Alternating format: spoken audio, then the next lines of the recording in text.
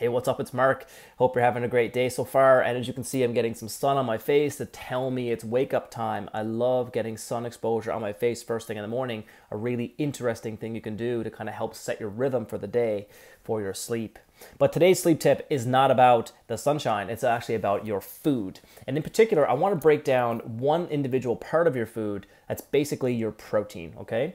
And protein, I want you to think about that as it's the building blocks that build your body. So think of it, it's what provides you structure, is what provides those materials to build your muscle fibers, is what helps you with skin repair, it's what helps you with making digestive enzymes, for example. It helps your liver. There's so many jobs that your proteins do inside of your day. It's very important to make sure you get enough of them.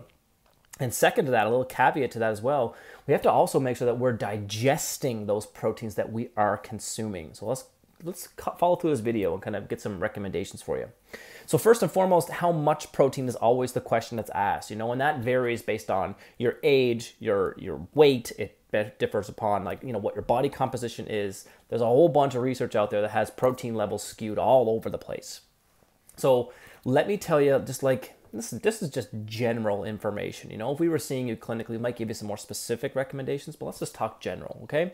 So for me, I'm a 37-year-old male. I weigh 175 pounds. And for me, in a run of a day, I consume between 130 and 140 grams of protein per day. That's for me. How I got that number: take your weight, multiply it by 0.8, and then that number will basically give you what protein amount you kind of need in a run of a day in terms of grams. So think about that, do that equation for yourself and write that number down on a piece of paper. And that might be where you might need to kind of start striving towards to kind of make sure you get optimal amounts of protein inside of your day. For some of you, that's going to be too much. For some of you, it's going to be not enough. And I'm understanding that. So we have to kind of realize that we can move back and forth with some of those levels of protein. But why protein is crucial for your sleep?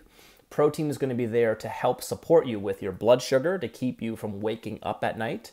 Protein is also going to be crucial for helping to manufacture those neurotransmitters and those messages that your body is getting to start that repair and growth process.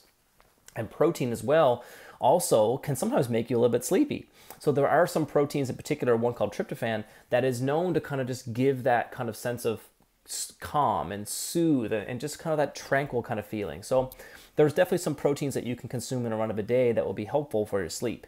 So think about this. Generally speaking, you want to be getting protein from almost all sources. So, think vegetarian sources, think animal sources.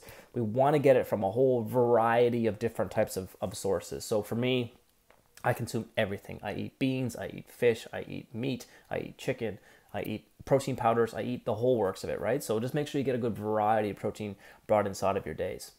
And then the last part, is there something at night that you can consume that would help you with sleep? And the answer to that is yes. So thinking about things like turkey, thinking about things like milk if you're not sensitive to it. For me, I am, so I don't do that. Things like almonds, things like pistachio nuts. All these are wonderful, wonderful proteins to build into your nighttime routine that might very well help you with your sleep routine. So protein is critical. We need to make sure we get enough of it inside of our days, and we also need to make sure we digest it. So many people come into my office and try to solve their gut issues, and they tell me, when I eat these certain foods, it gives me indigestion or bloating or gas, and that's okay. It's just your body giving you a sign there's something wrong. So if that's happening for you, and it's probably time to start looking at what we can do to solve some of those riddles. So if I'm speaking to you and you're bloated and gassy and having indigestion and trouble sleeping, then let's chat. It costs you nothing to spend 15 minutes with me and see if we can just give you some supports to kind of help with supporting your day from the food perspective or from the supplementation route. So there is tons of good research out there to say that protein supports your sleep habits, and I really want to encourage you to make sure you get enough protein in your day and see if that changes how you sleep. Thanks for the tip today. Hope you have a great day. See you soon.